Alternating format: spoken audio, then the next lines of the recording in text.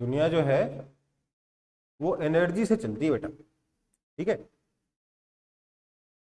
हमें कुछ भी काम करना हो उसके लिए एनर्जी चाहिए। हमें घर में फ्रिज से लेकर वॉशिंग मशीन से लेके पंखे से लेके लाइट से लेकर आपके एसी से लेके जितने भी अप्लायंसेज हैं उसके उनको यूज करने के लिए एनर्जी चाहिए। आपको कार चलाने के लिए एनर्जी चाहिए, आपको बाइक चलाने के लिए एनर्जी चाहिए, आपको ट्रक्स के लिए एनर्जी चाहिए। आपके घर में खाना पहुंचाना है, ट्रक्स की जिम्मेदारी है, ट्रक्स के लिए एनर्जी चाहिए। ठीक है। आपको मतलब खेती करने के लिए भी आज की डेट में बहुत सारी एनर्जी चाहिए। पानी के फवारे वगैरह फलाना ढिमकाना बहुत सारी चीजें लगती हैं। कई जगह पानी का सप्लाई नहीं होता तो पंप किया जाता है पानी, है ना। आपके मतलब जीवन में हर चीज के लिए हमें कहीं ना कहीं से एनर्जी चाहिए, कुछ भी करने के लिए। तो सोर्सेज ऑफ एनर्जी जो है बहुत ही इंपॉर्टेंट देखा जाए तो हमारी लाइफ के लिए चीज़ है, और इसलिए चैप्टर की इंपॉर्टेंस भी है, और इसीलिए आपको ये चैप्टर क्लास 10th में पढ़ाया भी जाता है कि आपको कम से कम आइडिया हो कि एनर्जी हमें कहाँ से मिलती है, ताकि फ्यूचर में हो सकता है आप ही में से कोई कोई नया सोर्स ऑफ एनर्जी या कोई नया तरीका उस एनर्जी को हार्नेस करने का निकाले। ठीक है। तो सोर्सेज ऑफ एनर्जी तो ठीक है, ये बताइए सोर्सेज होते कौन कौन से, what are the sources of energy. ठीक है। एनर्जी के कौन कौन से सोर्सेज होते हैं, कैस या उससे पहले ये कि हम किसी चीज की एनर्जी को यूज कर सकें या हम किसी एनर्जी को यूज कर सकें, हार्नेस कर सकें, इसके लिए उस पर्टिकुलर एनर्जी में क्या क्या प्रॉपर्टीज होनी चाहिए। ठीक है बेटा, कोई दिक्कत? देखो,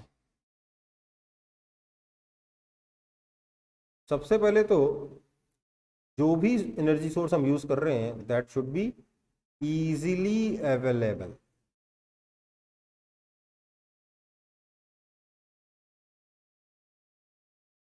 इजीली वो हर जगह अवेलेबल होने चाहिए। It should be able to provide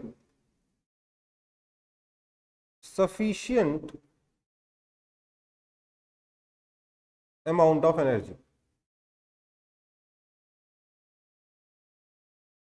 मतलब ऐसा नहीं कि हमने बहुत मेहनत करी और उसके बाद इतनी सी एनर्जी मिली। ठीक है। इतना एनर्जी मिलना चाहिए कि हाँ भैया सच में उससे कुछ बिजली बिजली कुछ बना सके हम लोग, उसको कुछ मतलब हम उसका यूजफुल मीनिंग उस सोर्स से निकाल पाए। ठीक है। अगली है it should be easy to store and transport. सबसे इजी ट्रांसपोर्टेशन आज की डेट में कौन सी एनर्जी का है बताइए तो।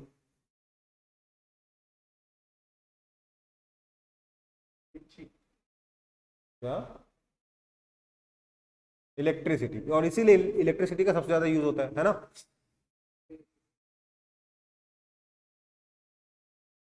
आपकी आवाज नहीं आ रही बेटा,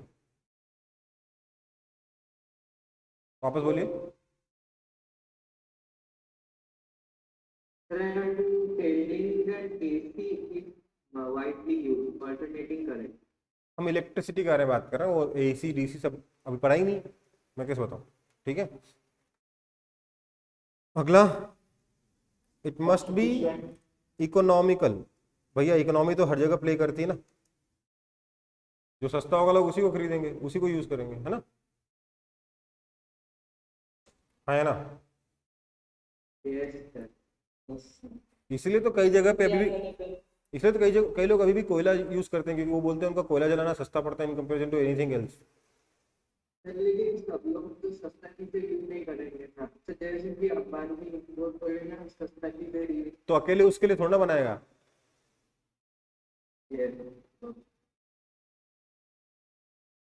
अ, दूसरा, it should be able to do large amount of energy, लिख लो energy, it should provide large amount of energy per unit mass. अगर हम लोग किसी ऑब्जेक्ट का यूज कर रहे हैं तो ऐसा होना चाहिए कि उसका पर यूनिट मास बहुत सारी एनर्जी मिलनी चाहिए। यूं नहीं कि मतलब कैलोरी की वैल्यू।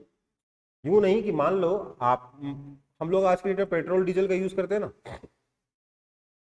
हम्म। और पेट्रोल और डीजल को भी हम ट्रांसपोर्ट करते हैं एक कंट्री से दूसरी कंट्री थ्रू शिप्स, उसका कंट्री के अंदर वाया रोड्स, राइट।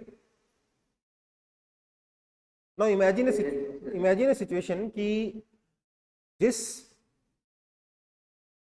ये तो सिचुएशन सच है, जिस ट्रक में वो पेट्रोल आ रहा है आपके पेट्रोल पंप तक, उस वो ट्रक भी पेट्रोल से चल रहा है या डीजल आ रहा है तो ट्रक भी डीजल से चल रहा है ना। हाँ सर। नाउ इमेजिन दिस कि उस डीजल को पहुंचाने में ट्रक ज्यादा डीजल कंज्यूम कर लेता है इन कंपेरिजन टू जो डीजल वो पहुंचा रहा है, तो will it be sustainable? No sir. नहीं ना, नहीं ना।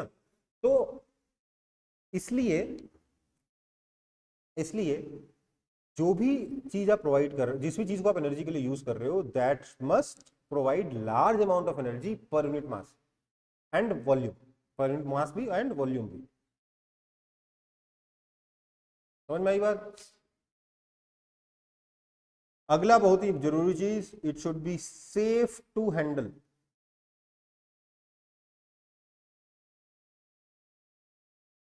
है ना। हम लोग घर में एलपीजी गैस का यूज करते हैं, right. Yes sir. Hydrogen use करोगे? No sir. नहीं ना। No sir. समझ में आई बात? क्या अगर हाइड्रोजन यूज करते हैं तो क्या होगा? बेटा, हाइड्रोजन का यूज सर रॉकेट, इसको कंट्रोल करने का मेथड अभी तक नहीं। हाइड्रोजन का यूज रॉकेट में होता है। हाइड्रोजन हाइड्रोजन का यूज बेटा रॉकेट में होता है। सोच लो कितना ज्यादा विग्रसली बर्न करता है वो हाइड्रोजन। ऑक्सीजन से बहुत तेज रिएक्ट करता है, एक्सप्लोजन होता है बहुत जल्दी, ठीक है।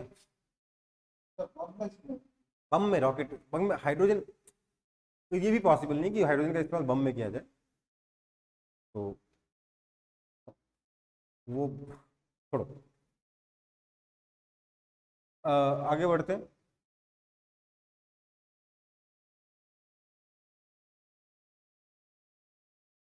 लेस पॉल्यूटिंग, जितना कम पॉल्यूशन करेगा उतना बढ़िया, है ना। ये चीजें होनी चाहिए कि नहीं होनी चाहिए? इसके बिना कुछ होगा?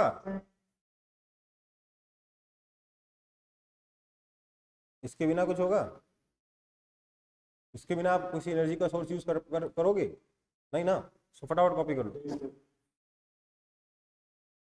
सर लेस पॉल्यूशन की जगह नो पॉल्यूशन होना चाहिए। बेटा नो पॉल्यूशन तो हो, पड़ेगा।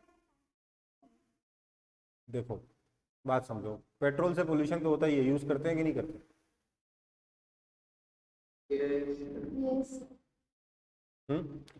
जो जितना कम पोल्यूशन करे उतना बढ़िया, ये कहना चाहते हैं।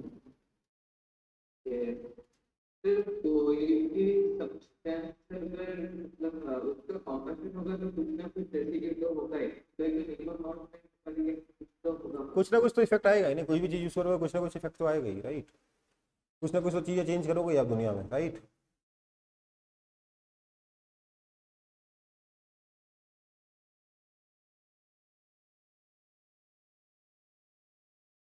आगे बढ़े। हाँ सर। हाँ सर। चलो, तो अब हमारे सोर्सेज ऑफ एनर्जी को हम दो पार्ट्स में क्लासिफाई करते हैं, दो टाइप्स में। सर एक बार पिछला पेज दिखाएं ना।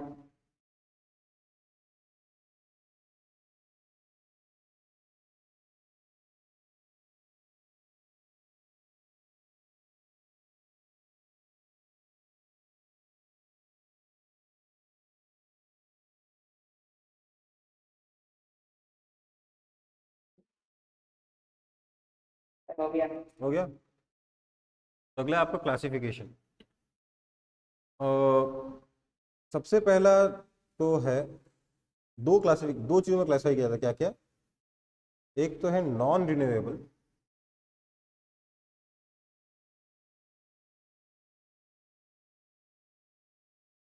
और दूसरा है रिन्यूएबल।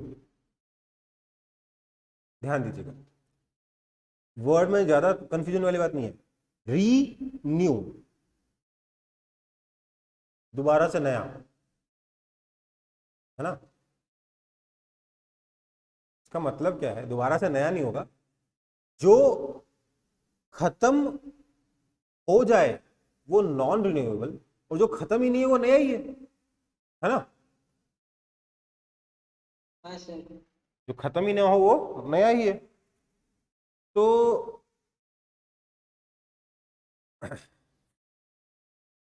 नॉन रिन्यूएबल का मतलब क्या हुआ, दीज आर एग्जॉस्टिबल, जो खत्म हो जाएंगे, आज नहीं तो कल खत्म हो जाएंगे। ठीक है, इसका एग्जाम्पल क्या है, पेट्रोल, फॉसिल फ्यूल, डीजल और कोल और केरोसिन। ठीक है, वो पेट्रोलियम आ गया, चलो पेट्रोल डीजल अलग, पेट्रोलियम, ठीक है, पेट्रोलियम, कोल और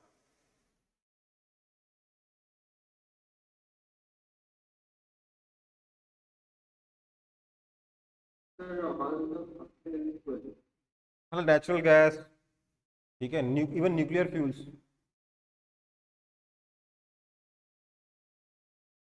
लाइक यूरेनियम, कभी ना कभी तो खत्म हो ही जाएगा ना यूरेनियम हमारे पास, आया ना। हाँ सर। तो दीज आर एग्जॉस्टिबल। जब पर सर रिन्यूएबल, तो वो तो रिन्यूएबल भी होना चाहिए, क्योंकि वो तो फिर से डिकम्पोज करके और एक रेडियो एक्टिव आइसोटोप बनाए।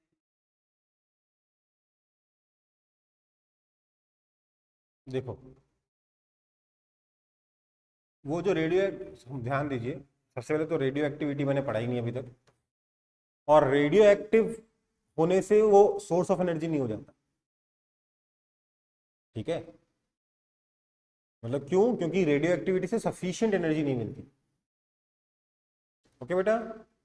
हाँ सर, पर मैंने कहीं पर पढ़ा था कि सर लोग यूरेनियम को हम कुछ और करते हैं, किसी और तरीके से यूज करते हैं, तब जाके वो sufficient source, good source of energy बनता है। हाँ, ये हो सकता है यूरेनियम का आपने एक बार यूज किया तो दोबारा जो सब्सटेंस बना वो भी आप यूजेबल हो, पर उसको यूज करके तीसरी बार जो सब्सटेंस बनेगा वो यूजेबल नहीं होगा, कभी ना कभी तो खत्म होगा ना भाई। समझ में आई बात। ये हो सकता है कि किसी कोई हमने आज, अगर आज कोई हमारे पास तरीका ना हो, कल को हम कोई ऐसा तरीका, इनफैक्ट है हमारे पास तरीका, हम यूरेनियम 238 को बनाते हैं प्लूटोनियम में और उसका यूज करते हैं, इनफैक्ट उसका यूज तो बॉम्ब में भी करते हैं, न्यूक्लियर बॉम्ब में भी करते हैं। ठीक है बेटा, तो वो है तरीका हमारे पास, बट मैं ये कहना चाहता हूँ खत्म तो होगा ना। टाइम होता है। हाँ, चलो,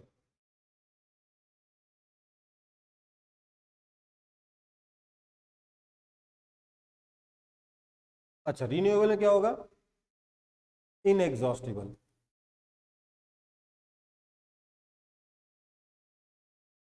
कभी एग्जॉस्ट नहीं हो सकते।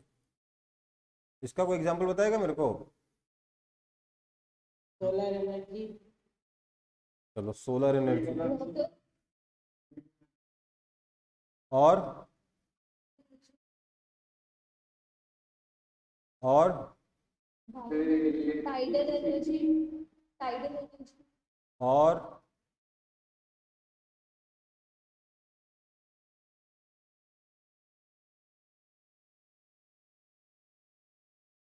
जियोथर्मल। जियोथर्मल और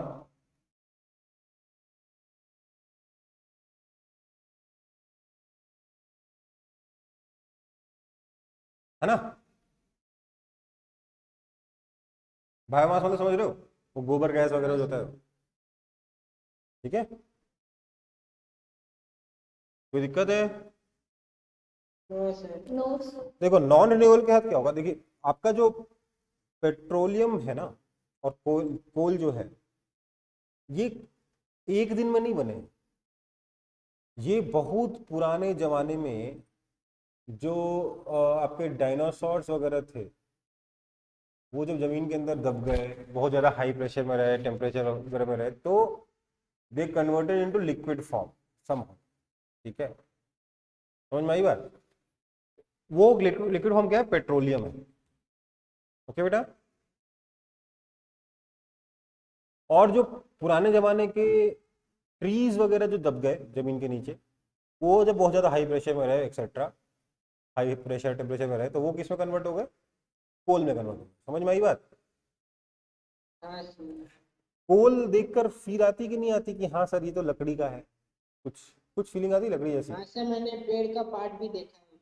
हाँ, तो बेसिकली पेट्रोलियम और डीजल जो है वो बहुत बहुत मिलियंस ऑफ ईयर में बने, है ना, या may be thousands of year में, लेकिन बहुत लंबे टाइम में बने, और हम उसको कंज्यूम कर देंगे कितनी देर में? 100 साल में कंज्यूम कर देंगे, राइट? तो दोबारा इतनी जल्दी बन जाएगा क्या हमारे यूज करने लायक? नहीं ना। किसी ने बोला है sir, if solar energy, wind energy and hydro energy are renewable, then we can use them to generate electricity, then we can say that electricity is also renewable. ध्यान दीजिए, इलेक्ट्रिसिटी कोई सोर्स ऑफ एनर्जी नहीं है, वो energy है। हम यहाँ पे सोर्स ऑफ एनर्जी के बारे में बात कर रहे हैं। ओके बेटा,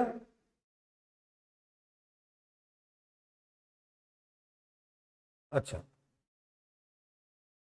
अब देखो हमने ये क्लासिफिकेशन क्यों किया, ताकि हम डिसाइड कर पाए कि भैया इसको यूज करो और इसको यूज ना करो।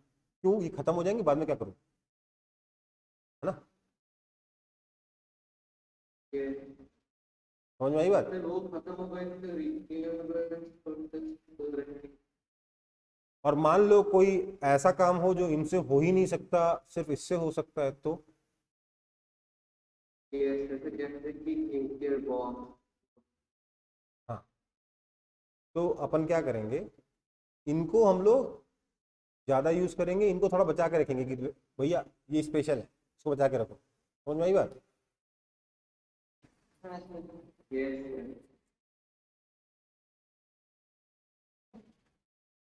अब देखो, कुछ सोर्सेज ऐसे हैं जिनको हम कन्वेंशनली यूज़ करते आ रहे हैं। ये कॉपी कर चुके हो? Yes sir. एक सेकंड से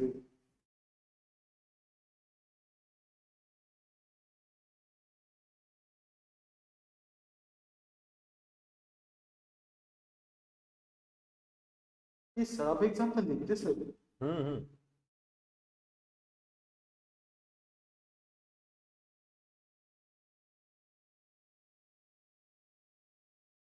हाँ सर। बाकी बड़े क्या बायो? बायोमास, अरे ठीक है सर, ठीक है। समझ गए ना बायोमास? हाँ सर। चलो, अब आते हैं कन्वेंशनल सोर्स। कन्वेंशनल सोर्सेस जो हम जमानों से यूज करते आ रहे हैं, इसमें सबसे पहला क्या है? Fossil fuels.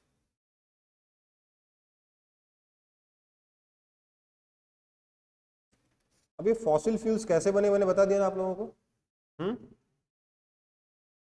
Yes sir. तो फॉसिल फ्यूल्स कैसे बने समझ में आई गया। उसमें सबसे पहला क्या है? कोल। अब ध्यान दीजिए बेटा, सबसे पहले हम लोगों ने जो major source of energy use करना शुरू किया था वो क्या था? कोल था। कोयले को बर्न करने से बहुत हाई टेम्परेचर पे बर्न होता था, बहुत सारी एनर्जी मिलती थी, और इसी की वजह से इंडस्ट्रियल रिवोल्यूशन हो पाया। समझ में आई बात? आज की डेट में भले ही बोल लो कि सर कोयला तो पोल्यूशन करता है, ये करता है, बट यार इंडस्ट्रियल रिवोल्यूशन हुआ किसकी वजह से? कोल की वजह से हुआ। कोयला नहीं मिलता तो इंडस्ट्रियल रिवोल्यूशन हो ही नहीं पाता। ठीक है बेटा, समझ में आ रही बात? कोल का यूज क्या है? देखो कोल होता है, अरे देखो, कोल को जलाते हैं, हीट एनर्जी मिलती है, उस हीट एनर्जी से आप स्टीम इंजन चला सकते हो, आप कुछ भी और चला सकते हो। ठीक है? कोल है क्या? It is a complex mixture of carbon and its compound.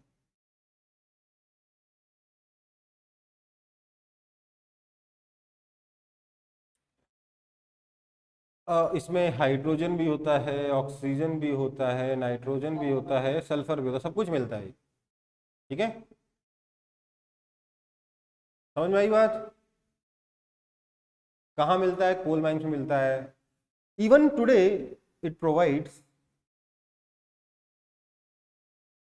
more than 20% of world energy requirement आज की डेट में भी। समझ में आई बात? तो सोचो कोयला खत्म हो गया तो 20% लोग क्या करें? ये 20% एनर्जी कहाँ से आएगी हमारे पास? तो हमें कोई ना कोई ऑल्टरनेट सोर्स ढूंढना होगा ना। हाँ सर। अब इसका कोयला का यूज क्या होता है? आपने तो देखा होगा ना, लोग तो उसमें खाना ही पकाते हैं, देखा है कि नहीं देखा है? हाँ सर। आपने थर्मल पावर प्लांट के बारे में जानते हो, है ना? तो वाटर हीट करके इलेक्ट्रिसिटी बना। थर्मल पावर प्लांट, हाँ,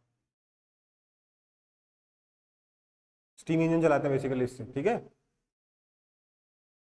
जरूरी नहीं वाटर ही यूज हो, कुछ और भी कर सकते हैं, ठीक है? इससे कोयले से हम लोग क्या बनाते हैं? कोक बनाते हैं, जिसका यूज कहाँ करते हैं? कोकोवन सुना कभी? कोकोवन? तो क्या? प्यूरिफिकेशन या एक्सट्रैक्शन ऑफ मेटल्स के लिए काम आता है ये। हाँ सर। आपने तो सुना होगा यार, आसनसोल में तो है अपने, हाँ सर, हाँ सर। तो पढ़ा भी है। है ना? कोकोवन, है ना? और इवन कोल टायर बनता है। इवन पेट्रोलियम जो है ना, कोल टायर बेटा पेट्रोलियम से आता है। पेट्रोल को एक्सट्रैक्ट करने के लिए हम लोग क्या यूज करते हैं? कोल का यूज करते हैं। समझ में आई बात?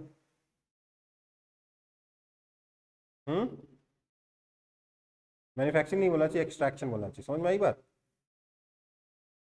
हाँ sir. And manufacturing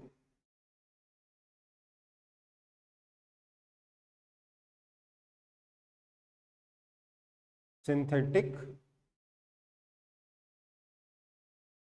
natural gas. मतलब कुछ हम लोग आर्टिफिशियल या सिंथेटिक क्या नाम है वो बना रहे हैं, क्या बोलते हैं उसको, फ्यूल्स बनाते हैं, उसमें हम लोग कोयले का यूज करते हैं, ठीक है? वो बनाने के लिए भी। और कहाँ यूज होता है? सिंथेटिक की बात कर रही है। Natural gas. और कहाँ यूज होता है? भट्टी। भट्टी समझते हो? No sir. भट्टी नहीं समझते हो? अंग्रेज हो? सर, ईंटे की भट्टी होती है जहाँ ईंटा बनता है। हाँ सर, लंबा लंबा। तो उसको गर्म करते हैं ना, उसको हाँ, ब्रिक क्लिंस। भट्टी का मतलब क्लिन, ईंटे की भट्टी, ब्रिक क्लिंस। या कोई भी और इंडस्ट्री जहां पे हमें हीट की जरूरत हो वहां पे हम लोग कोयला का यूज करते हैं। इवन ट्रेन चलते हैं आज की डेट, अभी भी तक कुछ ट्रेन कोयले से चलती हैं। समझ में आई बात? इंडिया में, है ना? तो बहुत सारी यूजेस है कोयले के, मतलब बेसिकली कोयला है, ठीक है? हीरे से ज्यादा वैल्यूएबल है वो, ठीक है? आगे बढ़े, हाँ सर, it's a हाँ सर। जल्दी कॉपी करो।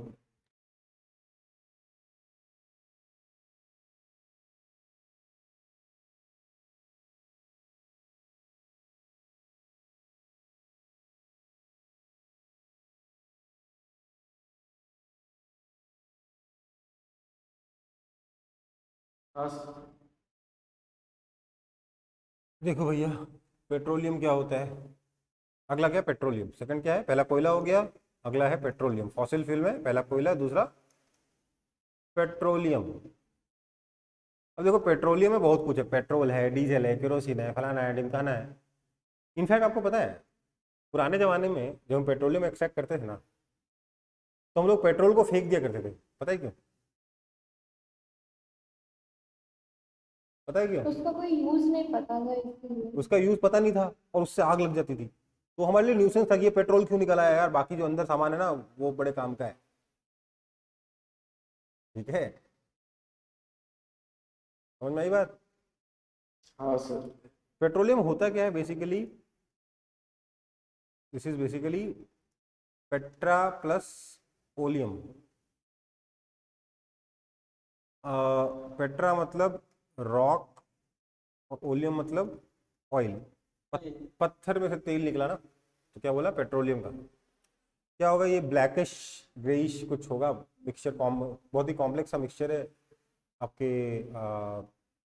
हाइड्रोकार्बन या कार्बन कंपाउंड का। ठीक है, हाइड्रोकार्बन ही मोस्टली, थोड़ा बहुत ऑक्सीजन नाइट्रोजन वगैरह होता है, पर मेनली हाइड्रोकार्बन है। इनको जलाने से भी खूब सारी एनर्जी मिलती है। ठीक है, कहाँ मिलता है, पत्थर के अंदर, बहुत डीप डाउन, बहुत नीचे भी मिलता है। इससे बहुत सारी चीजें मिलती हैं, क्या क्या नाम बता देते हैं। पेट्रोलियम गैस मिलता है, सिर्फ पेट्रोल नहीं मिलता, पेट्रोलियम गैस मिलता है, पेट्रोल मिलता है, केरोसिन मिलता है, डीजल मिलता है, लुब्रिकेटिंग ऑयल मिलता है। पैराफिन वैक्स सुना है कि नहीं सुना? हाँ सर। हाँ sir. Yes, sir. Anil sir ने बताया कि दिखाया भी आप लोगों को? सुना है सर। सर सुना है, देखा नहीं है, ओके। बस सुना है। हाँ सर, ठीक है। ठीक है, तो उसमें क्या क्या मिल रहा है हमें, पेट्रोलियम गैस, और क्या मिल रहा है, पेट्रोल मिल रहा है जिससे हमारी कार चलती है, डीजल मिल रहा है जिससे हमारे ट्रक चलते हैं, और क्या मिल रहा है, केरोसिन मिल रहा है। अभी भी कई घरों में खाना केरोसिन से बनता है, हालांकि अब शायद पिछले कुछ सालों में बंद हो गया। लुब्रिकेटिंग ऑयल, मशीन्स जो आपस में घूमती थी ना बेटा, तो फ्रिक्शन कम करने फ्रिक्शन कम करने के लिए मेनली पहले पेट्रोलियम हम लोग इसके लिए एक्सट्रैक्ट करते थे, इसको तो बिल्कुल ही फेंक देते थे। ठीक है, समझ में आई बात। जो आज की डेट में पेट्रोलियम का मतलब आपको पेट्रोल लगता है ना, उसको हम फेंक ही देते थे। और क्या होता है भाई, पैराफिन वैक्स होता है, कोल्डर सर। हाँ, और क्या होता है, एसफाल्ट होता है, एसफाल्ट हो गया कोल्डर। ठीक है, ठीक है बेटा। बिटुमिन, अबे बहुत कोल्टार बोल लो, बिटुमिन बोल लो, ठीक है, एक ही चीज है, बिटुमिन, मैन नहीं, मिन। ठीक है, आपके सड़क पे जो लगता है ना बिटुमिन होता है। ठीक है बेटा, उसका टेक्निकल नाम क्या है, टेक्निकल नहीं, उसका कॉमन नेम क्या है, बिटुमिन है। ठीक है, हाँ ये सब वहीं से मिलता है। सो जी हमारा पेट्रोलियम का प्रोडक्ट है। इसका हम जानते हैं, इनमें से हर चीज का हम लोग यूज करते हैं कि नहीं करते? अगला क्या है पेट्रोलियम के बाद, कॉपी हो गया ना ये वाला, पिछला पेज एक बार Sir, एक लास्ट में क्या लिखा है? Bitumen, BITUMIN।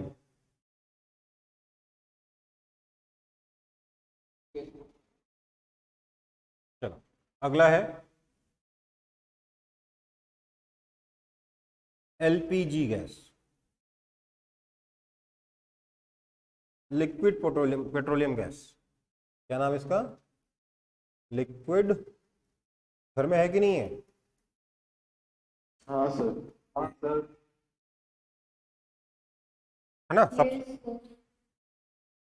सबसे ज्यादा इसका यूज क्या होता है, घर के अंदर खाना बनाने के लिए, उसके बाद होटल्स के अंदर खाना बनाने के लिए। समझ में आई बात? ये पेट्रोलियम से ही बनता है बेसिकली, आपका उसमें रिफाइनरीज में कुछ कुछ करते निकल जाता है। ठीक है, तो क्या है, हाँ, ये LPG जो है बहुत ज्यादा highly inflammable and this is odourless, इसमें कोई स्मेल नहीं होती। ठीक है, इसमें हम लोग अलग से क्या डालते हैं, इथाइल H2S।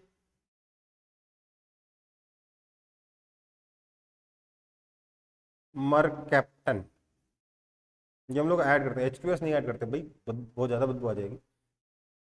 ये क्या है, इथाइल मतलब बताइए तो, मीथेन इथेन होता ना। हाँ सर, हाँ THP, C2 T2H3। H5 H5 SH। हाँ सर, ठीक है, आपने बोला H2S राइट, आपने क्या बोला, S का 2 बॉन्ड लगा दो H से, हमने बोला नहीं, यहाँ हटाओ, यहाँ एक कार्बन लगाओ, एक और कार्बन लगाओ, carbon carbon, sorry carbon, hydrogen hydrogen hydrogen hydrogen hydrogen, समझ में आई बात? हाँ सर बेसिकली एक कार्बन की जगह क्या लगा हुआ है, इथाइल लगा हुआ है ना।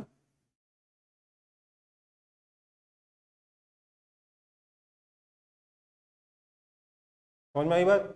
ये क्या है, इथाइल मरकप्टन, इसको ऐड करते हैं, this is, it is got strong odour, क्यों, ताकि घर में अगर गैस लीक हो तो पता चल जाए। ठीक है, हाँ, प्रोपेन, क्या प्रोपेन, एलपीजी में प्रोपेन डालना। मीथेन इथेन, प्रोपेन, मीथेन रहते हैं क्या सर? प्रोपेन गैसेस फॉर्म में जाएगा क्या आसानी से? नहीं ना, आई डोंट थिंक सो। देखो यार, इतना मुझे याद नहीं, बट ये सब ज़्यादा जानना तो केमिस्ट्री क्लास में पूछना है, लेकिन जहाँ तक मुझे लगता है प्रोपेन, प्रोपेन कैसे रहेगा, प्रोपेन गैस में गैसेस फॉर्म में रहता है क्या? सर बुक में तो दिया है, कंसिस्ट ऑफ मिट्टी और propane with small amount of. हाँ तो ब्यूटेन है ना मेनली, प्रोपेन थोड़ा बहुत है, ठीक है चलेगा। अच्छा, butane and propane, methane ethane, butane, अच्छा नहीं, अच्छा ठीक है बेटा, वही भूल गया हूँ यार, इतना याद नहीं है। ठीक है, प्रोपेन गैस गैसेस फॉर्म में रहता है, इतना भारी होने के बाद भी होगा। ठीक है, होता होगा बेटा, मुझे याद नहीं है। ठीक है, मैं फालतू इसमें कमेंट करके आपको कंफ्यूज नहीं करना चाहता, अगर पूछना है तो इसको अनिल सर से पूछेगा। ठीक है बेटा, इसके एडवांटेजेस क्या क्या है एलपीजी के? पुराने जमाने में घर में खाना कैसे बनता था, बताइए? लकड़ी जलाते थे, वो कुछ पत्ते, लीव्स जलाते थे, है ना, उससे ज्यादा पोल्यूशन होता है, प्लस धुआं निकलता है, तो घर के अंदर धुआं, समझ रहे हो? कितना डेंजरस है, कितना ज्यादा डेंजरस है वो खाना पकाने वाले लोगों के लिए, जिसको जला के खाना पका रहे हैं।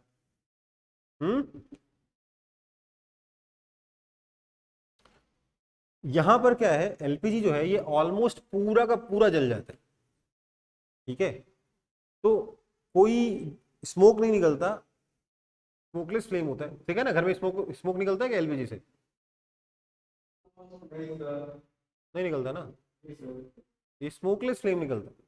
ठीक है, क्योंकि कोई धुआं नहीं निकल रहा एलपीजी के अंदर से, बिल्कुल भी धुआं नहीं निकल रहा, मतलब पूरा का पूरा बर्न हो जा रहा है। क्या क्या निकल रहा है, सिर्फ कार्बन डाइऑक्साइड और हाइड्रोजन। हालांकि कार्बन डाइऑक्साइड नुकसान करता है, पर बाकी की जो गैसेज है ना, जो अनबर्न्ड कार्बन रह जाता है ना, जैसे कार्बन पूरा नहीं जला तो क्या बनेगा, कार्बन मोनोऑक्साइड बन जाएगा, बनेगा कि नहीं बनेगा?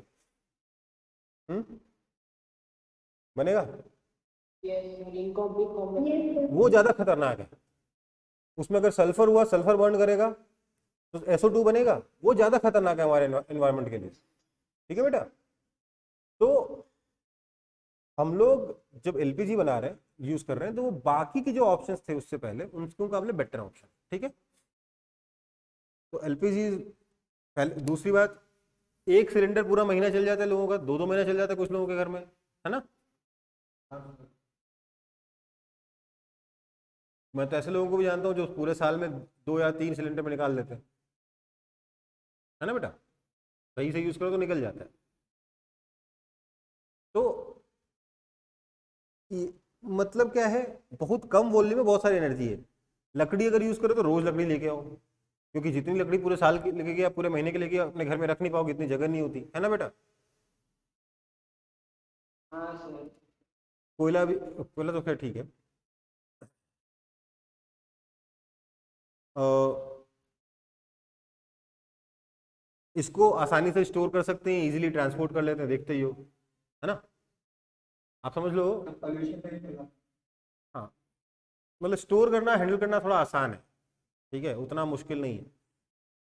दूसरा, कोई घर में धुआं हुआ नहीं करता, यही प्रॉब्लम, ये काफ़ी सारे फायदे हैं इसके। तो एलपीजी एक अच्छा फ्यूल है, लेकिन इसको यूज़ करने से पहले, यूज़ करते हुए कुछ चीज़ें का हमें ध्यान रखना चाहिए। अब आपको ना क्लास 10th में भी समझते हैं कि आप दूसरी क्लास के बच्चे उस हिसाब से पढ़ाता है, क्या क्या ध्यान रखना चाहिए भैया। घर में गैस ऑन हो तो लाइटर ऑन नहीं कर देना चाहिए, ये स्विच ऑन नहीं करना चाहिए। गैस गैस पहले तो बिना आग लगाए ऑन ही नहीं होना चाहिए, है ना, है ना। दूसरा, उसका जो पाइप होता है उसको हमें टाइम टाइम पे चेंज करना चाहिए, गैस खुला नहीं छोड़ना चाहिए, कभी लीकेज वाला सिलेंडर यूज नहीं करना चाहिए। अगर गलती से लीकेज हो गया है तो उस केस में घर में न माचिस जलानी है, न लाइटर जलाना है, न आपको स्विच ऑन ऑफ करना है, ठीक है। क्यों, इन चीजों से स्पार्क, स्विच ऑन ऑफ करने से भी स्पार्क आ सकता है ना, हाँ सर। इस चीज का ध्यान रखना है। और हमेशा गैस को बंद कर देना है, समझ गए ना भावनाओं को, पता है ना ये सब चीजें। वही सब नॉर्मली जैसे हाँ, रबर पाइप को टाइम टाइम चेंज करना है, क्यों, क्योंकि वो धीरे धीरे विद टाइम खराब हो जाता है, ठीक है, उसमें से लीकेज के चांसेस होते हैं। ओके बेटा, समझ में आई बात। हाँ सर। हाँ सर। ओके, अगला है नेचुरल गैस। नेचुरल गैस क्या है, ये थोड़ा चैप्टर ऐसा ही है ना, मतलब कि क्या मैं समझाऊं, क्या मैं पढ़ाऊं। तो पूरा से लर्निंग वगैरह है। हाँ, सर थोड़ा सा केमिस्ट्री होता केमिस्ट्री से ज़्यादा ये सोशल स्टडीज जैसे। है, ज्योग्राफी लग रहा है। हाँ, नेचुरल गैस क्या होता है, इसमें 95% होता है बेटा मीथेन।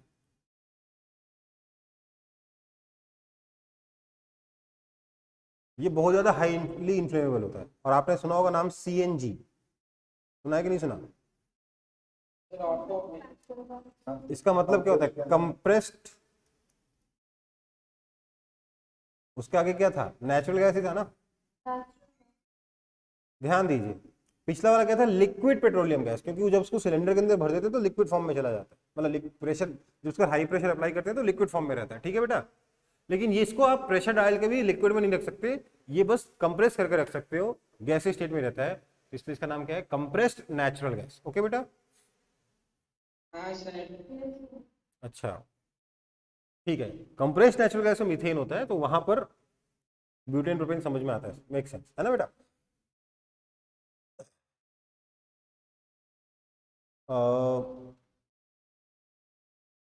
इसका यूज क्या है यार, पेट्रोल के मुकाबले कम पोल्यूशन करता है, हाई क्लोरिफिक वैल्यू है 55 किलो जूल पर ग्राम।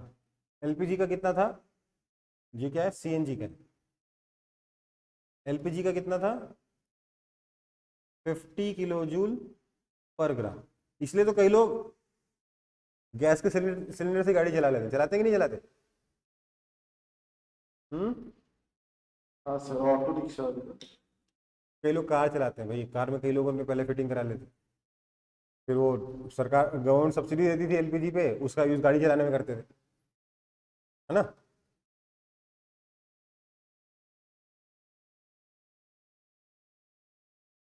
ये कंप्लीट फ्यूल है, पूरा का पूरा जल जाता है, इसलिए इंडस्ट्रीज में और इवन डोमेस्टिक घरों में भी इसका यूज किया जा सकता है।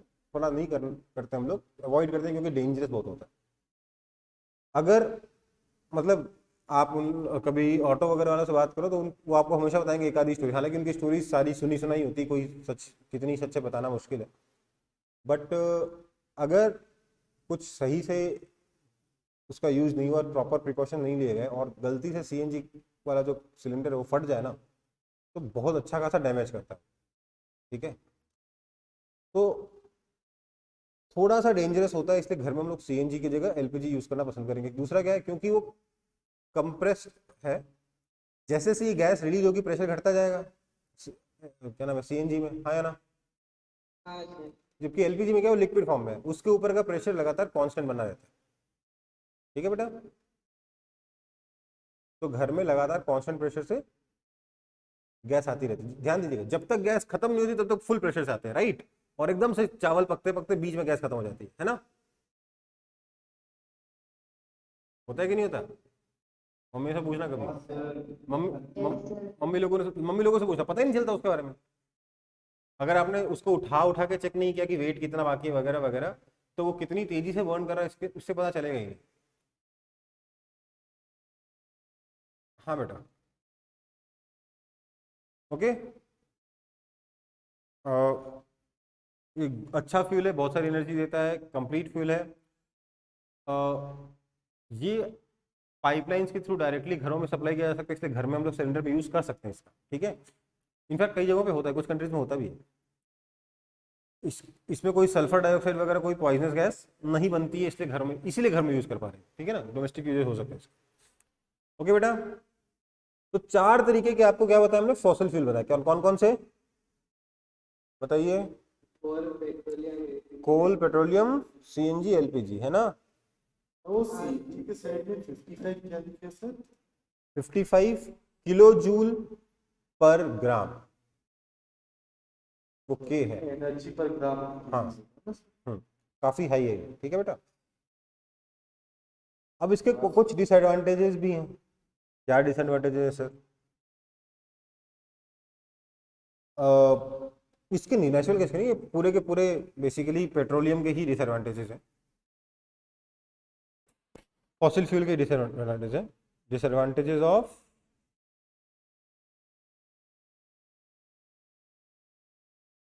फॉसिल फ्यूल्स,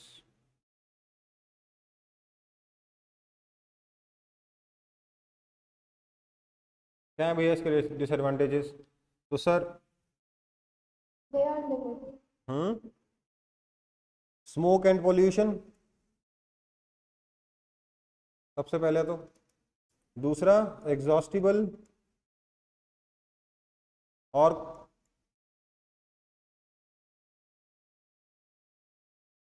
हो गया, 2 ही है। अब इसी को पोल्यूशन को आप बोलोगे बर्न करने से आपके पॉइजनस गैस भी बनते हैं, आपके कार्बन मोनोऑक्साइड भी बनता है, वो तो फिर कहानी लिखना हो गया ना।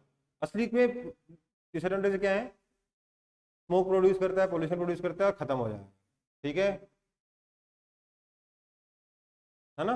हाँ सर। हाँ, जब पोल्यूशन में अगर आप आओगे तो आप बोल सकते हो पॉइजनस गैसेस भी निकलती हैं, आपका carbon dioxide and some other green house gases भी निकलती हैं, है ना?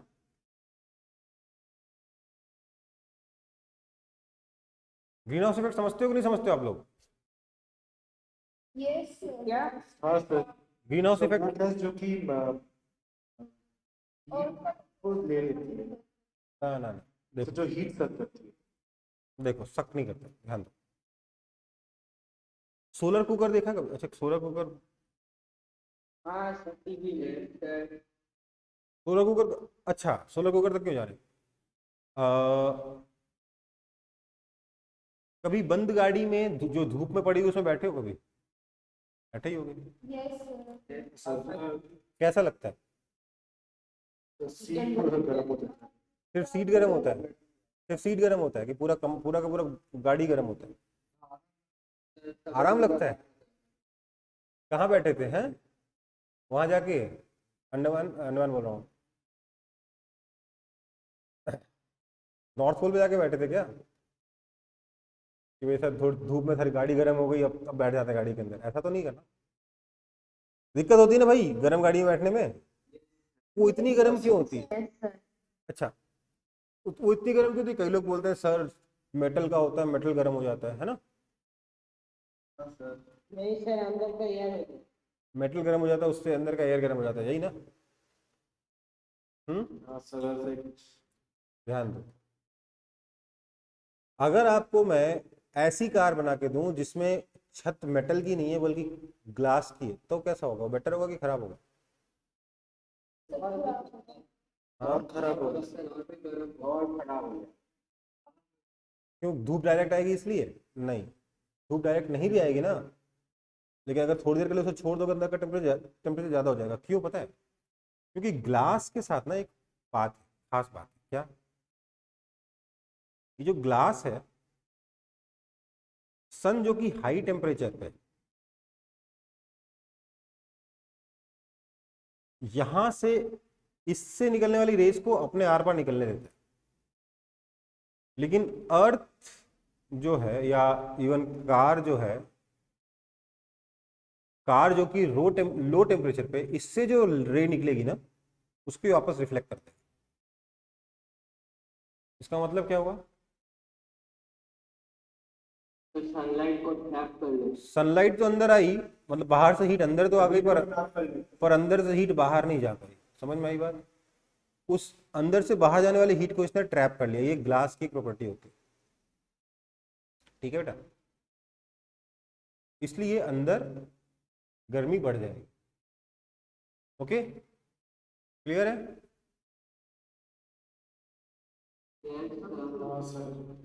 ये होता है ग्रीन हाउस इफेक्ट।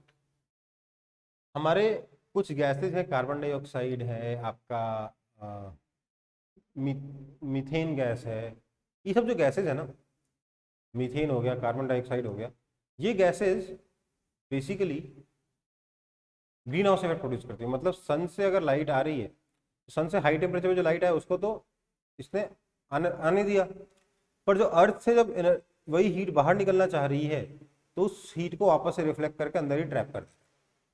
समझ में आई बात? हाँ सर। ये क्या है? Green house effect.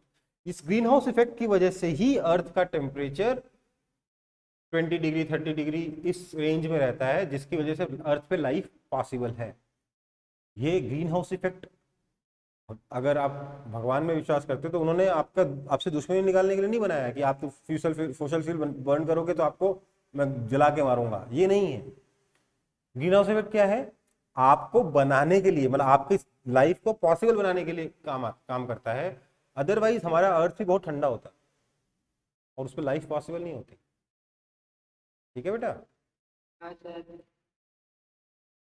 Carbon dioxide का हम कार्बन डाइऑक्साइड को हमें जिनका बहुत इंपॉर्टेंट रोल है हमें जिंदा रखने के लिए, पर वही कार्बन डाइऑक्साइड अगर बहुत ज्यादा हो जाएगा तो ग्रीन हाउस इफेक्ट बढ़ जाएगा और पूरा का पूरा अर्थ का टेम्परेचर इतना बढ़ जाएगा कि हम सर्वाइव नहीं कर पाएंगे। ठीक है, समझ में आई बात? हाँ सर। अच्छा, आप मुझे बताइए, आप में से कितने लोग अपार्टमेंट्स में रहते हो, जहाँ जहाँ अपार्टमेंट्स बहुत आसपास?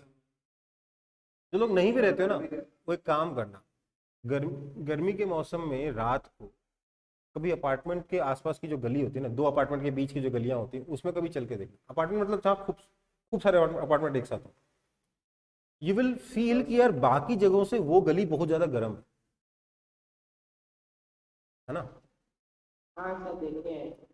क्यों गर्म होती मालूम है? उसके वजह से दो रीजन होते हैं। एक तो ये भी होता है कि सन की वजह से दिन भर वो बिल्डिंग गर्म हुई तो उसकी वजह से गर्म है, लेकिन उससे बड़ा रीजन क्या है? वो जो एसी चला रहे हैं ना हम लोग, वो अंदर जितना ठंडा कर रहा है उससे ज्यादा बाहर गर्म कर। ठीक है बेटा? हाँ सर, वो ट्रैप हो जा रहा है। ट्रैप नहीं हो रहा, वो उसका ग्रीन हाउस इफेक्ट से कोई लेना देना नहीं। मैं बस एनवायरनमेंट पे आ गया तो मैं बताने का मन कर जाता मेरा। तो ये है कि जब आप एसी यूज कर रहे हो तो आपको लग रहा है आपने रूम ठंडा किया, पर इतना समझ लो एसी का काम पता है क्या है? वो इलेक्ट्रिसिटी का यूज करके रूम के अंदर की हीट को रूम के बाहर फेंकता है। समझ में आई बात? और इस प्रोसेस में इलेक्ट्रिसिटी भी कंज्यूम करता है। तो नेट तो वो टेम्परेचर अर्थ का बढ़ा रहा है लगातार लगातार, और उसकी वजह से अर्थ पे गर्मी बढ़ती जा रही है, घट नहीं रही है, बढ़ती जा रही है। मैं आपको बता रहा हूँ,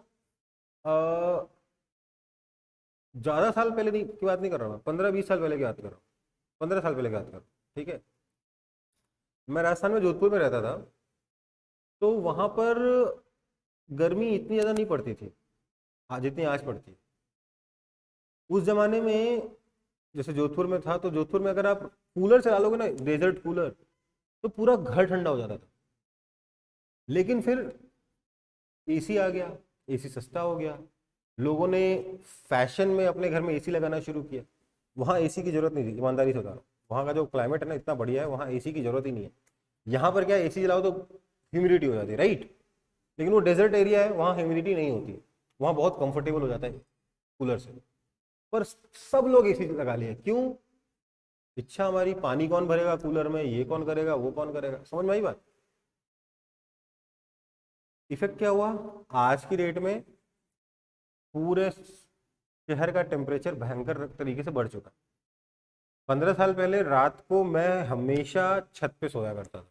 क्यों? क्योंकि रात को 10-11 बजने के बाद इतना ठंडा होता था ना छत बाहर कि मतलब क्या कूलर क्या एसी, कोई मतलब ही नहीं है। ठंड लगती थी, चद्दर ओढ़ना पड़ता था, ठीक है, गर्मी का मौसम है जून में। पर आज की डेट में कोई सो के दिखाई, इतनी गर्मी हो गई। समझ में आई बात। हाँ सर। तो हमें कोशिश करनी चाहिए कि ज़्यादा से ज़्यादा, या ज़्यादा से ज़्यादा नहीं, कम से कम एनर्जी का हम कंजम्पशन करें, ठीक है। क्योंकि जब हम एनर्जी कंज्यूम कर रहे हैं तो हम अपने प्लेनेट की वाट लगा रहे हैं बेसिकली। देखो बात ये, मेरा क्या है, मैं तो निकल लूंगा जब तक प्लेनेट की इतनी बुरी हालत होगी कि सर्वाइवल मुश्किल हो जाए। झेलना आप लोगों को है, और आपके छोटे भाई बहनों है, आपके बच्चों को है ना। हम लोग तो निकल लेंगे, समझ में आई बात। तो इसलिए अब अगर पेरेंट्स कभी गलती से आपको दिखते हैं कि आपके पेरेंट्स इलेक्ट्रिसिटी वेस्ट कर रहे हैं, एनर्जी वेस्ट कर रहे हैं, तो क्या करना है, उनको उनको रोकना है, उनको डांटना है, ठीक है। ओके बेटा। ग्रीन हाउस इफेक्ट का आपको असर बताऊं, क्या हालत हो चुकी है ग्रीन हाउस इफेक्ट से। समझो बात को, अर्थ का जो इकोलॉजी, जो इकोसिस्टम है ना, बहुत कॉम्प्लेक्स है। उसमें आप एक चीज छेड़ोगे तो दूसरी चीज कुछ भी नहीं बचेगी। आप यूँ समझ लो, अपन ने जो इतना ज़्यादा टेम्परेचर चेंज कर दिया अर्थ का, उसकी वजह से बहुत सारे तालाब वालाब सूख चुके हैं। बहुत सारी जगहों पर जहाँ पर बर्ड्स और एनिमल्स माइग्रेट करके पानी पीने जाते थे ना, वो जगह ही नहीं बची, वहाँ पानी है ही नहीं। टेम्परेचर इतना बढ़ा दिया हम लोगों ने। इस वजह से विल यू बिलीव कि 1990 में जितने एनिमल्स थे पूरे प्लेनेट पे, आज की डेट में उनके 40% या 50% बचे। Can you believe this? We have killed 50% of animals. Already उसमें 50% चला है। ऑलरेडी 50% को मार चुके हैं हम लोग। तो सोचो आगे क्या होने वाला है, ठीक है। ये एक बात है। हम लोगों ने ग्लोबल वार्मिंग करी, ग्लोबल वार्मिंग से क्या हुआ समझिए बात। पोल्स पे आइस है ना, आइस मेल्ट। अब लोगों को लगता है आइस मेल्ट हुआ, सी लेवल बढ़ा। अरे यार वो दूसरी चीज है, उससे पहले कुछ और कांड हो चुका है। अर्थ है, यहां पर आइस है। सोचो सन से जब लाइट आती थी, जब आइस पे पड़ती थी, तो आइस से रिफ्लेक्टिंग होता है ना, ये हीट वापस चली जाती थी। अब ये आइस मेल्ट हो गया और यहाँ क्या गया, वाटर। यहाँ क्या गया, वाटर, है ना। वाटर क्या करता है, इस हीट को उल्टा एब्जॉर्ब करके अंदर ले जाता है। तो समझो, अगर आइस कैप इसी रेट से मेल्ट होता रहा, तो उसके बाद अगर हम लोग सारे के सारे फॉसिल फ्यूल वगैरह का यूज करना बंद कर दें, पॉल्यूशन बंद कर दें जीरो, तब भी हीट अर्थ में जितनी पहले आ रही थी उससे ज्यादा आ रही है ना। क्योंकि पहले वो रिफ्लेक्ट कर रहा था, अब एब्जॉर्ब कर रहा है, राइट। तो अर्थ का टेम्परेचर राइज करेगा अभी भी। और एक पॉइंट ऐसा आएगा, या हो सकता है आ भी चुका हो, मालूम भी ना हो, एक पॉइंट ऐसा आएगा जिसके बाद हम ग्लोबल वार्मिंग को रिवर्स कर ही नहीं सकते। समझ में आई बात। और उसके से पता क्या होगा, उसके से पता क्या होगा बेटा, वीनस तो जानते होगे सब लोग, अर्थ, मरकरी, हाँ सर। वीनस। वीनस से पता है क्या है, वीनस का टेम्परेचर बहुत ज्यादा है, बहुत ज्यादा है। और कारण पता है क्या है, यही green house effect. Green house effect. Green house effect, हाँ। तो ग्रीन हाउस इफेक्ट से बचना, को कम करना बहुत जरूरी है। कितना भी ये लोग बोल देना, देखो सारे के सारे पॉलिटिशियंस का क्या होता है ना, एक अलग एम होता है, क्या, वोट जीत, है ना। मान लो आज की डेट में एकदम से हम सारे के सारे ज्ञानी लोग पॉलिटिशियन बन गए, ज्ञानी लोग पावर में आ गए, साइंटिस्ट पावर में आ गए। उन्होंने बोला यार ग्रीन हाउस इफेक्ट हो रहा है, हमें पोल्यूशन कम करना है। उसने बोला कोयला बंद, अब हमारे देश में कोयला यूज नहीं होगा। आपको क्या लगता है अगला इलेक्शन जीतेगा वो? क्यों? क्योंकि इतने सारे गरीब लोग जो कोयले के ऊपर पूरा जीवन चला रहे हैं, है ना, उनका क्या होगा? तो पक्के से हारेगा वो वोट नहीं देगा, वो पक्के से हार जाएगा। तो इनको पता है ये बात, इसलिए अपना वोट बचाने के लिए, अपना अगले इलेक्शन में जीतने के लिए ये अर्थ को खत्म करने के लिए तैयार है आज के डेट के पॉलिटिशियन। ठीक है, समझ में आई बात? तो ये हम लोगों को अपने कंप्लीट, देखो यार ऑल्टरनेटिव समझो बात को, ऑल्टरनेटिव जो होगा वो क्या होगा? सोलर पावर प्लांट लगा दिया। अब सोलर पावर प्लांट से क्या लोगों को रोजगार मिला? क्या लोगों को नौकरी मिली? कोल माइन से तो लोगों को नौकरी मिली गई ना। इकोनॉमिक्स तो वहां बेटर है, वहां पे पैसे खर्च नहीं करने पड़ रहे, एक बार लगा दिया कहानी खत्म, पैसे आते रहेंगे बस, राइट? इकोनॉमिक्स वहां बेटर है, पर यहाँ पॉलिटिक्स है कि बहुत सारे लोग बेरोजगार हो जाएंगे एंड ऑल। समझ में आई बात? तो ये सब बहुत सारी चीजें हैं बेटा जो कि, लेकिन हमें अपने एंड पे, अपने आसपास में इन चीजों का ध्यान रखना चाहिए।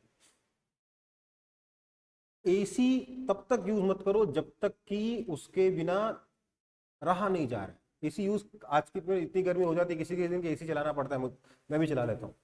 लेकिन आपको बता रहा हूँ पिछले 2 महीने से मैंने सिर्फ शायद 1 या 2 दिन एसी चलाया। ठीक है, क्यों? क्योंकि मुझे पता है यार ये चीज और हमारी हेल्थ को भी नुकसान कर रहा है। क्यों? हम कमरे से बाहर निकलते हैं गर्मी, वापस आते हैं ठंड, है ना? समझ में आई बात? तो ये जो ठंडा गर्म वाला प्रोसेस है ये भी हमारी हेल्थ को भी नुकसान कर रहा है, राइट? ऐसे भी इतना गंदा टाइम चल रहा है हेल्थ के हिसाब से, तो अपनी बॉडी का ध्यान रखना है ना? तो हर तरीके से आपको कोशिश करनी चाहिए कि यार एनर्जी का यूज उतना ही करो जितना जरूरत है, वो जबरदस्ती उसे वेस्ट मत करो। वो आपको आज की डेट में हो सकता है आपको लगे आसान है, 10 साल 15 साल मे बी 20 ईयर्स बाद पछताओगे। ठीक है, समझ में आई बात?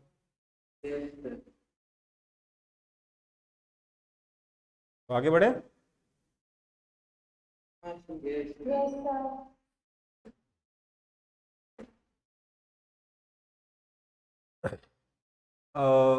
तो क्या बोल रहे थे, जो भी है, तो हम लोग डिसएडवांटेज पढ़ रहे थे। डिसएडवांटेज मेनली 2 है, कौन कौन से? Smoke and pollution. अब पोल्यूशन में क्या कर सकते हो? पॉइजनस गैसेस हो सकती है। स्मोक का मतलब बेसिकली पॉइजनस गैसेस हैं, कार्बन मोनोऑक्साइड हो सकता है, आपका H2S हो सकता है, आपका बहुत सारी हो सकता है। पोल्यूशन का मतलब क्या है? हम लोग बात कर रहे हैं, वो तो स्मोक तो है ही है, पॉइजनस गैसेस वगैरह तो है ही पोल्यूशन, उसके अलावा एक्स्ट्रा क्या है? कार्बन डाइऑक्साइड भी है और ग्रीन हाउस इफेक्ट भी है ना? समझ में आई बात? आगे बढ़े फिर। ये ग्रीन हाउस इफेक्ट भूलोगे तो नहीं कि क्या होता है? No sir. ठीक है, तो अब हमारे पास है थर्मल पावर प्लांट।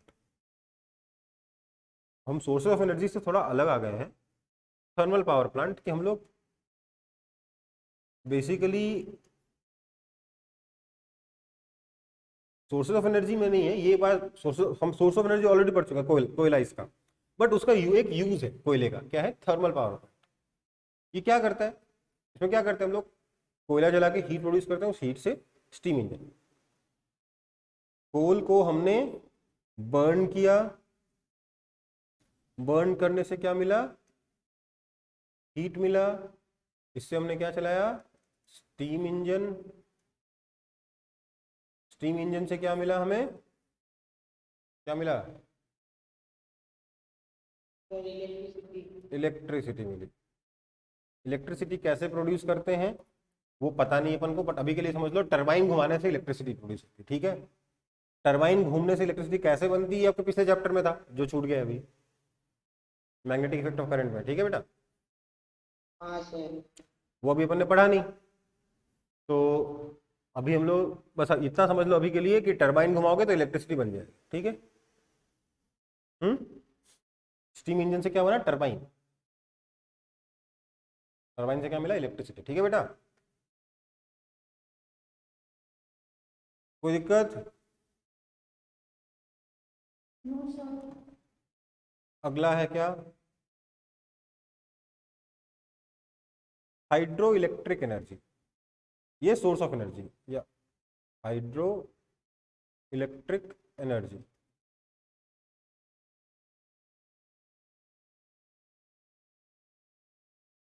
वाटरफॉल्स को जानते हो क्या आप लोग?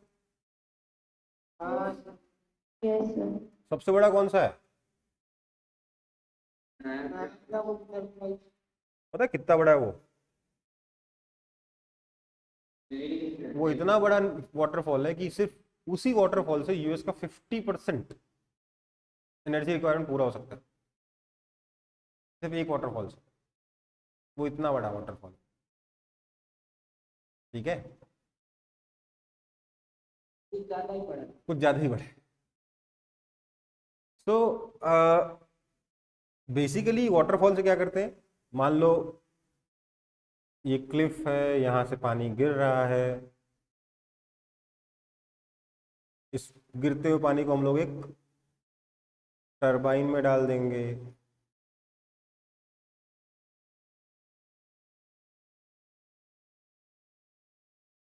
इसमें पानी ऐसे घूम के इधर से निकल जाएगा, यहाँ से निकलने की जगह 2D नहीं 3D है वो।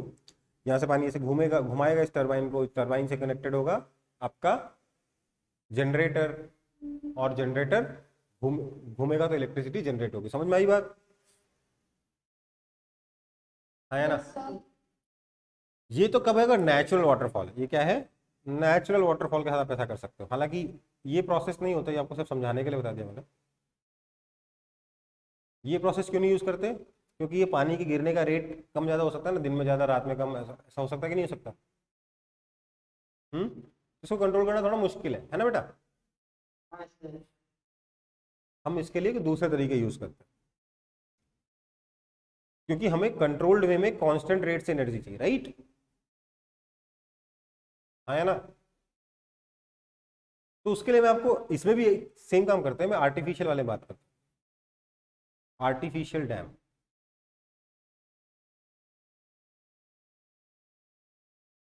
क्या हुआ? हमने क्या किया? हमने डैम बना दिया,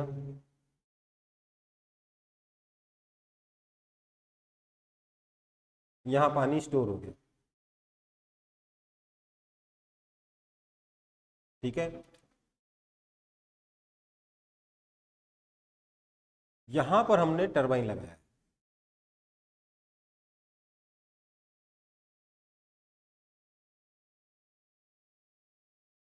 टरबाइन में पानी कैसे आ रहा है? तो हम लोगों ने यहां पर एक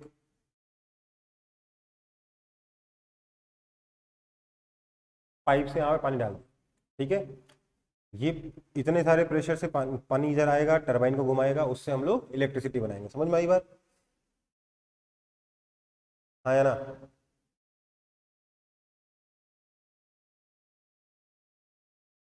क्लियर है? सेम काम यहाँ पे भी कर सकते हैं। यहाँ पे अगर यहाँ से वाटरफॉल हो रहा है तो यहाँ पानी स्टोर होगा ना, तो यहाँ पे हम लोगों ने होल कर दिया, यहाँ पे हमने टरबाइन लगाया। समझ में आई बात?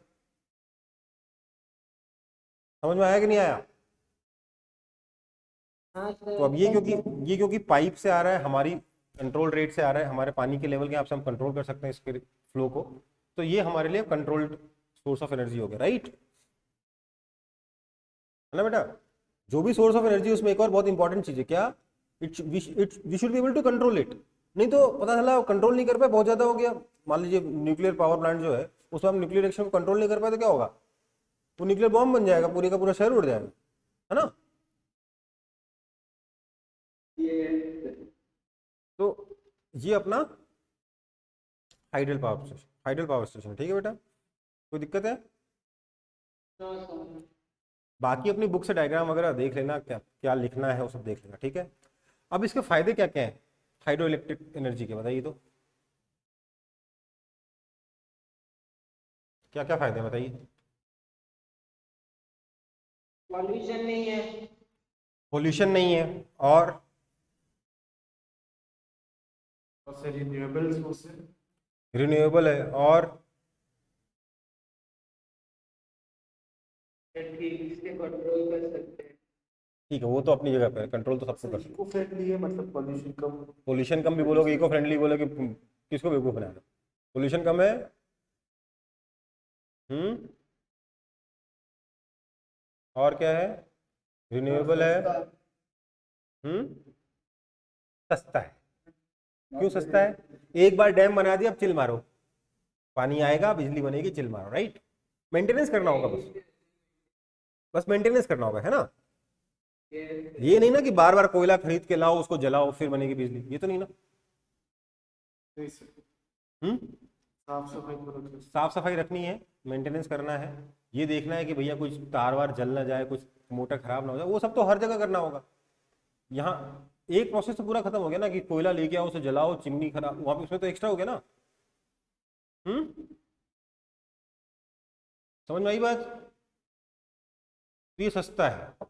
और क्या फायदा है भाई?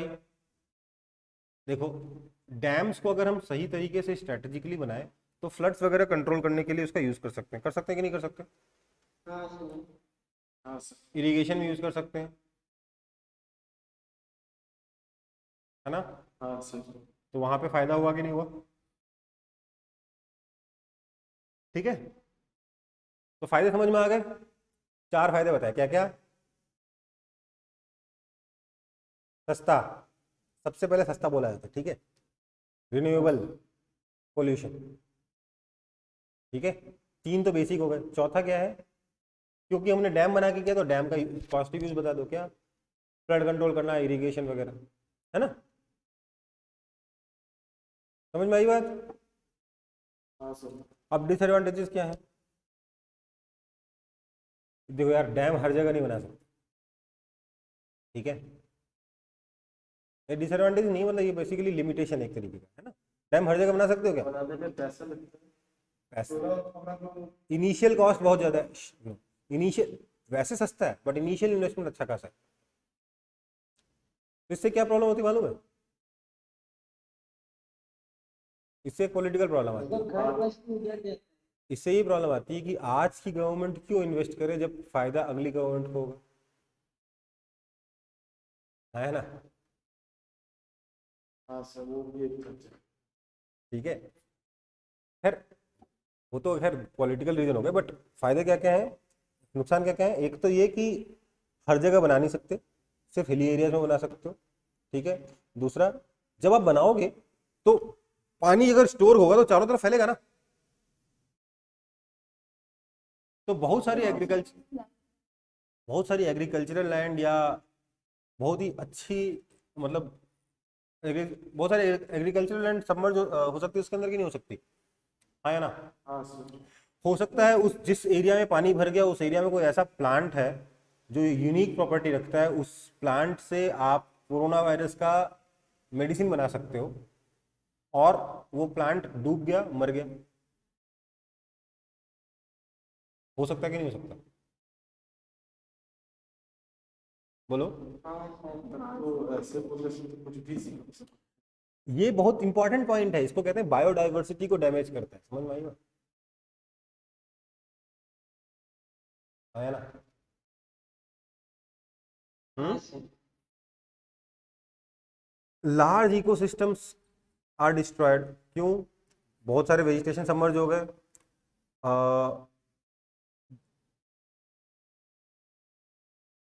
और क्या होगा, क्या नाम है, आपकी जो फिश है, उन फिश का इकोसिस्टम खराब हो गया ना।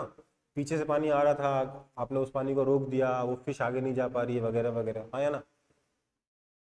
हाँ सर। और क्या हो सकता है? देखो, वो जो सबमर्ज हो गए पानी के अंदर जो प्लांट्स बहुत सारे, वो क्या करेंगे? डिग्रेड करेंगे, सड़ेंगे बेसिकली, है ना। जब डिग्रेड करेंगे तो कौन सी गैस प्रोड्यूस होगी? मीथेन गैस प्रोड्यूस होगी। हाँ सर। और मीथेन गैस क्या करती है, आपको बता दूं? Green house gas. Carbon dioxide के मुकाबले 8 टाइम्स या 12 टाइम्स ज़्यादा डेंजरस है for green house effect. Okay बेटा। Yes sir. तो वो भी एक गड़बड़ है।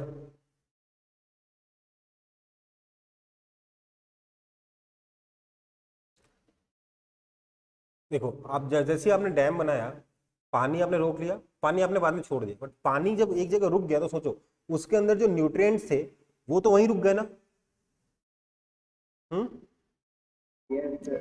आगे तो फालतू पानी गया, सिर्फ खाली पानी गया, तो उसके आगे जो फिश थी उसको खाना मिला? No sir. उसके आगे जो लैंड था, पहले क्या कर रहा था, रिवर पीछे को भी न्यूट्रिएंट नहीं मिला क्या, सर, लैंड को भी न्यूट्रिएंट। हाँ लैंड को भी न्यूट्रिएंट्स नहीं मिले। लैंड पहले पानी क्या कर रहा था, पीछे से न्यूट्रिएंट्स लेके आ रहा था और यहाँ पे दे रहा था। अब सिर्फ यहाँ से जो थोड़े बहुत न्यूट्रिएंट्स यहाँ से वो भी लेके चला जा रहा है, तो ये आगे की जो जमीन है वो खराब हो जाएगी, हाँ या ना? हाँ सर। इसलिए लॉन्ग टर्म इफेक्ट्स बहुत सारे सोचने पड़ते हैं। ठीक है यार, एक डैम के बारे में मैंने कहानी सुनी थी कॉलेज में, अपने प्रोफेसर के मुंह से सुनी थी, हालांकि मैं उसको वेरीफाई नहीं कर पाया हूँ आज तक, तो आई एम नॉट श्योर कि वो ट्रू है कि फॉल्स है। बट उन्होंने बताया था कि एक इंडिया की बात है, कोई ऐसा कंस्ट्रक्शन कर दिया गया था डैम का ऐसी जगह पे, गलत जगह पे, नीचे की जमीन बहुत सॉफ्ट सी थी या जो भी था, वहां से पानी परकोलेट करके अंदर जमीन के बहुत डीप नीचे चला गया, क्योंकि आपने डैम बना दिया, प्रेशर की वजह से पानी बहुत नीचे चला गया। हाँ, इतना नीचे चला गया कि नीचे आसपास में कोई वॉल्केनो था या नीचे आसपास में लावा था। ठीक है, उसके पास में पानी जाता रहा जाता रहा जाता रहा जाता रहा जाता रहा, और लावा की वजह से पानी क्या हो गया, स्टीम में कन्वर्ट हो गया, और वहां पर बहुत भयंकर प्रेशर बिल्डअप हुआ। पानी जा रहा है, स्टीम में कन्वर्ट हो रहा है, प्रेशर बिल्डअप होता जा रहा होता जा रहा होता जा रहा होता जा रहा होता जा रहा। फिर जमीन के अंदर ऐसा एक्सप्लोजन हुआ कि एक माइनर सा अर्थक्वेक तक ले आए थे, जिसमें कुछ डैमेज भी हुआ था थोड़ा बहुत। समझ में आई बात? मतलब मैन मेड अर्थक्वेक कर दिया था हम लोगों ने, यहाँ तक कारनामे कर चुके हैं। तो कुछ समझ में आ रहा है कि भैया साइंस अच्छी है, लेकिन अगर उसका सिर्फ फायदा उठाना चाहोगे या गलत तरीके से फायदा उठाना चाहोगे तो क्या क्या कर सकता है? समझ में आ रहा है कि नहीं आ रहा?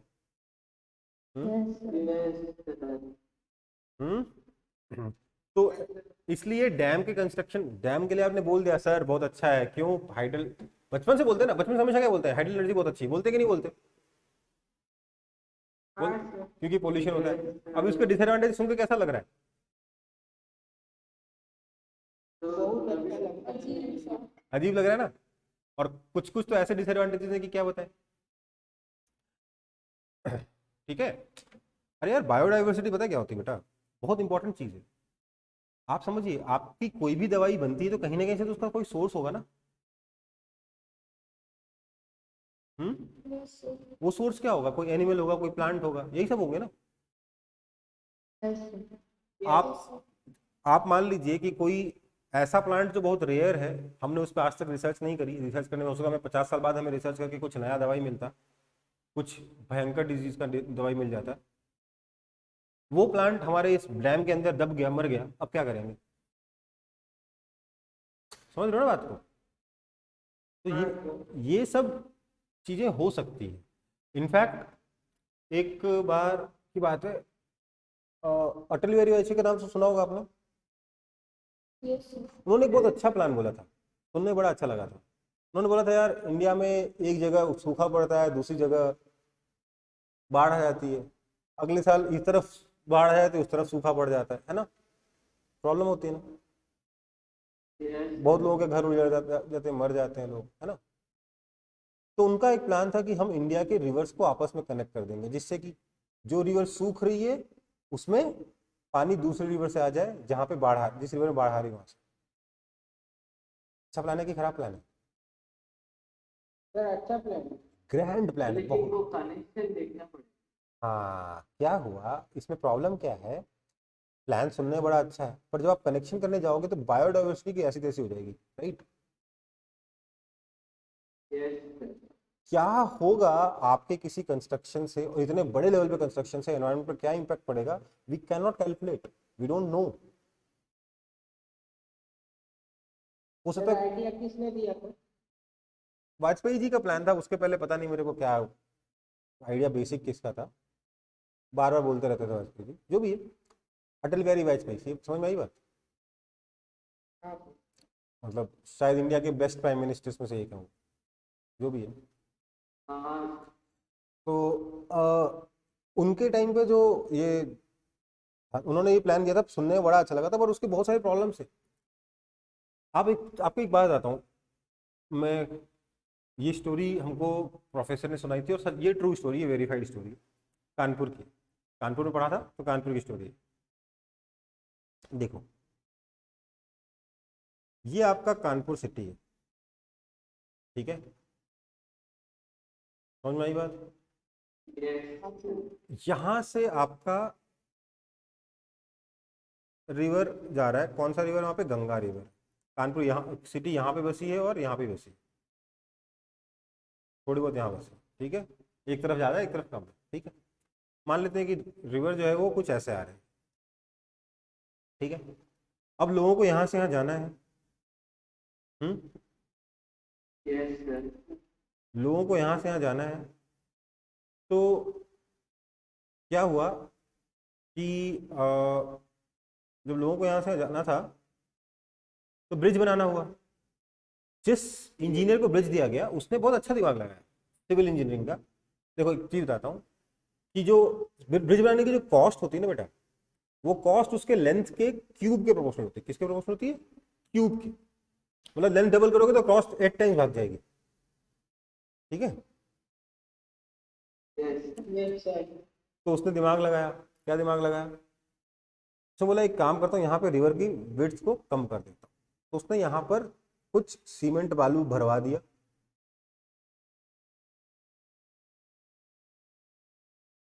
यहाँ पर भी उसने कुछ सीमेंट बालू भरवा दिया, और बोला इसके बीच में ब्रिज लगा दूंगा।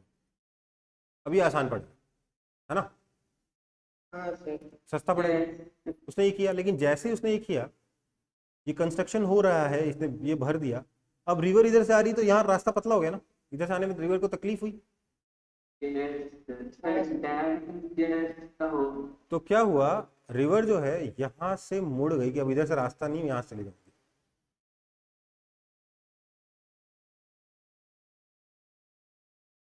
सिटी के ऊपर से चला गया। वहां पे लोग नहीं थे, उधर खाली जगह था थोड़ा, उधर से चला गया। अब मान लो एक काम करें, आप फालतू कंफ्यूज हो रहे हो, इसको हटा दो, ठीक है। एक ही तरफ सिटी मान लो, ठीक है, आपको दिक्कत नहीं है। ना सोचिए, बेसिकली यहां पर ब्रिज है और नीचे रिवर ही नहीं है। समझ में आई बात? हाँ, अब क्या हुआ, ये जब रिवर इधर इधर से आने लगी तो बोला गया यार अब यहाँ पर क्या था, पानी का फिल्ट्रेशन प्लांट था। क्या था? Filtration plant. यहाँ से रिवर से पानी लेके फिल्टर करके पूरे शहर में सप्लाई किया जाता था, ठीक है। समझ में आई बात? अब यहाँ तो रिवर ही नहीं है, पानी कहाँ से लाए? तो बेचारे क्या कर रहे, हर साल यहाँ से कनाल खोदते थे, कच्चा कनाल, ठीक है। उससे पानी आता था, साथ में धीरे धीरे कनाल भर जाता था। हर साल खोदते थे, हर साल करता था। बड़ी तकलीफ हुई पानी की, है ना। गंगा के किनारे बैठ के पानी की तकलीफ हो रही है उन लोगों को। फिर क्या हुआ, तो बोला यार ये तो गड़बड़ है, इस रिवर को वापस यहाँ लाना पड़ेगा। तो उसके लिए क्या बोलते हैं, बराज बनाते हैं। रिवर को का डायरेक्शन चेंज करने के लिए क्या बनाया जाता है, बराज। तो उसने बोला रिवर को वापस यहाँ लाना पड़ेगा, तो हमने बनाया यहाँ पर बराज। बराज क्या होगी, टेढ़ी दीवार होगी कि आगे मत जाना, इधर से, ठीक है, वापस इसमें आ जाओ। लेकिन ये बराज बनने में लग गया 20 साल। 20 साल तक क्या हो रहा है, पूरे शहर का कचरा, सीमेंट वगैरह सब यहाँ डंप किया, ठीक है, सब यहाँ पे डंप कराया। तो इससे क्या हुआ कि ये वाली जो सॉइल एकदम सख्त हो गई, यहाँ पर पूरा एरिया में सीमेंट बालू डंप हो रहा है, ठीक है। ये वाला जो ये एरिया है ये काफी सॉलिड हो गया, है ना। समझ में आई बात? जब बराज बन के कंप्लीट हुआ तो रिवर ने क्या किया, सोचो। रिवर ने बोला ठीक है बेटा, आगे से रास्ता नहीं है, ऐसे जाएंगे, आगे इधर भी रास्ता नहीं, क्योंकि इधर क्या है, सब बराज वगैरह है, सॉरी सब कचरा वगैरह है, सीमेंट वगैरह की डंपिंग है, यहाँ से रिवर ऐसे गई और फिर इधर से। सर ये तो और भी अच्छा हो गया। समझ में आया? मतलब एक यहाँ पे लगा हुआ है डैम, एक यहाँ लगा हुआ है बराज, और रिवर को कोई मतलब ही नहीं है। समझ में आया? सॉरी, एक लगा हुआ ब्रिज, एक लगा हुआ बराज। नहीं होता बोल। और इधर अभी भी पानी क्या है, कनाल खोदते हैं, पानी लाते हैं, उससे पूरे शहर में पानी सप्लाई करते हैं। ठीक है, समझ में आई बात? और अभी और सुनो, अभी कहानी खत्म नहीं हुई है। इस जगह पे क्या आ रहा है, पूरे शहर का कचरा भी यहाँ पे डंप किया जाता था, जो रिवर के साथ चला जाता था। ठीक है, और लोग इसी एरिया में, क्योंकि कानपुर शहर तो बहुत बड़ा है ना, इसी एरिया में लोग क्या करते थे, छठ के दिन नहाने आते हैं। अब अभी भी लोग यहीं पर छठ पे नहाने आते हैं। ठीक है, क्योंकि उनको पता ही नहीं कि ये जो पानी इनको दिख रहा है, ये पानी गंगा का नहीं है, ये शहर का पानी कचरा है। ठीक है, समझ में आ रही बात? तो ह्यूमन कंस्ट्रक्शन से क्या होगा, बहुत चीज़ें अनप्रिडिक्टेबल है, नेचर कैसे रिएक्ट करेगा, बहुत सारी चीज़ें अनप्रिडिक्टेबल होती हैं, इसलिए ज़्यादा छेड़छाड़ नहीं करनी चाहिए। इसलिए वी डोंट नो कि अगर हम सच में रिवर्स को आपस में जोड़ देंगे तो क्या होगा अर्थ पे, हमारे पूरी कंट्री का हो सकता है कि पूरी की पूरी बायोडाइवर्सिटी से लेकर सब कुछ ही बर्बाद हो जाए, बाढ़ और सब कुछ और ज़्यादा बढ़ जाए, डिक्रीज होने की जगह बाढ़ और सूखा बढ़ भी सकता है, we don't no.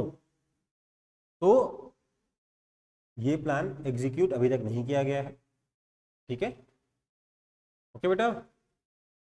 Yes sir.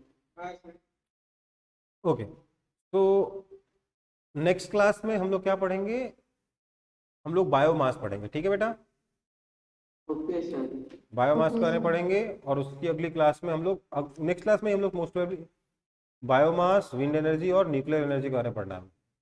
अच्छा, और भी सोलर एनर्जी पे। ठीक है, देखते हैं 2 क्लास ज़्यादा से ज़्यादा और ये चैप्टर खत्म हो जाए। ठीक है बेटा, ओके सर। इस चैप्टर के क्वेश्चंस मैं नहीं कराऊंगा, इस चैप्टर के क्वेश्चंस देखते हैं, उसका कुछ जुगाड़ लगा दूंगा। ठीक है बेटा, मैं नहीं करूंगा क्योंकि मेरे से होता नहीं है। ओके, ओके सर, डीपी अच्छा, ये सब कहानी जो मैंने सुनाई, ये कहानी आपके इस चैप्टर से इसका कोई रिलेशन नहीं, मैं बस आपको ये रियलाइज कराना चाहता हूँ कि हमें नेचर के साथ खिलवाड़ नहीं करना चाहिए, हमें चीज़ों रिसोर्सेज का यूज़ सोच समझ के करना चाहिए। सिर्फ आज ही के दिन जिंदा ऐसा नहीं है, अभी बहुत साल जिंदा रहना है, उसके बारे में भी सोचना चाहिए, है ना बेटा? पढ़ाई तो इसलिए कर रहे हो ना, अगर सिर्फ आज ही जिंदा रहना है तो पढ़ाई करोगे क्या?